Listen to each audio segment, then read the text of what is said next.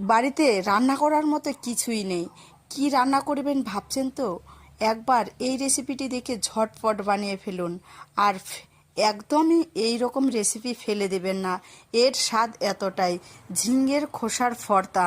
তো আমি ঝিঙের খোসাটা প্রথমেই কুচি কুচি করে কেটে ধুয়ে পরিষ্কার করে নিলাম। তারপরে কড়াইয়ের মধ্যে আমি দিয়ে দিচ্ছি সর্ষের তেল। গরম হলে দিয়ে দিব আমি কয়েক কোয়া রসুনের কোয়া, আর দিয়ে দিচ্ছি কিছুটা পরিমাণ বাদাম, আর একটু ঝাল ঝাল করার জন্য আমি কাঁচা লঙ্কাই ব্যবহার করছি। দিয়ে দিব একটু নেড়ে চেড়েই দিয়ে দিচ্ছি আমি কালো জিরে।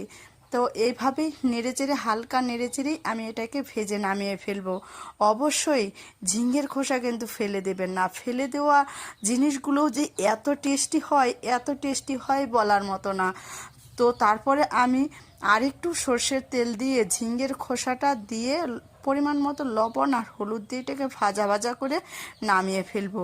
আর তারপরে এটা পাটায় আমি বেটে নিব। অবশ্যই একবার হলেও ট্রাই করবেন, মুখে লেগে থাকবে। আর একদমই এরপরে ভিডিওটা দেখার পরে ঝিঙের খোসাগুলো ফেলে দেবেন না।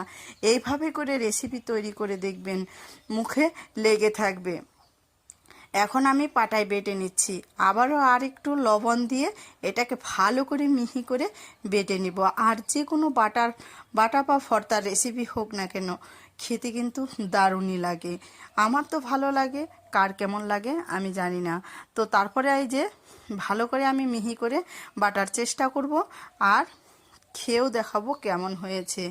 তো অবশ্যই ভিডিওটি ভালো লাগলে সাবস্ক্রাইব, লাইক, কমেন্ট করে পাশে থাকবেন, আর শেয়ার দিয়ে পাশে থাকবেন, তাহলে অন্যকেও দেখার সুযোগ করে দিবেন। এইভাবে করেই বেটে নিলেই হয়ে যাবে ফেলে দেওয়া ঝিঙ্গের খোসার ভর্তা বা বাটার রেসিপি। কি তাহলে আর একদমই ফেলে দিবেন না এই রকম ঝিঙ্গের খোসা।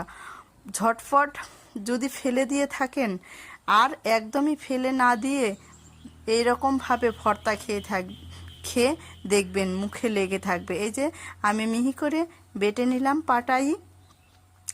এটা আপনারা চাইলে মিক্সিতেও কিন্তু মিক্সিতে ব্লেন্ড করে নিতে পারেন। তারপরে আমি একটু কাঁচা সর্ষের তেল দিয়ে ভালো করে হাত দিয়ে এটাকে মেখে নিলে আর গরম ভাতে জাস্ট অসাধারণ।